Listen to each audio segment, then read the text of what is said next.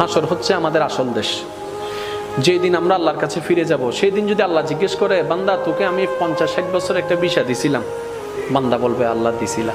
তোর খাওয়ার দরকার আমি দিই নাই, আল্লাহ দিছো। তোর সৌন্দর্য দরকার দিই নাই, দিছো আল্লাহ। বান্দা তোর সম্মান দরকার আমি দিই নাই, আল্লাহ দিছো। তোর স্ত্রী পুত্র স্বামী দরকার আমি দিই নাই, আল্লাহ দিছো। তোর যা দরকার সব আমি দিছি তো, আল্লাহ দিছো। এবার আল্লাহ যদি জিজ্ঞেস করে, ওই দুনিয়ার থেকে আসার সময় আমি আল্লাহর জন্য কি আনছো?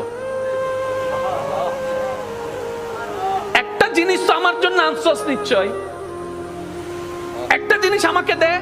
সেদিন আল্লাহকে কোন জিনিসটা দিবেন? নিজেকে প্রশ্ন করেন, উত্তর দেওয়ার দরকার নাই, নিজেকে প্রশ্ন করে দেখেন আপনার ব্রেনে বলছে কিচ্ছু নাই।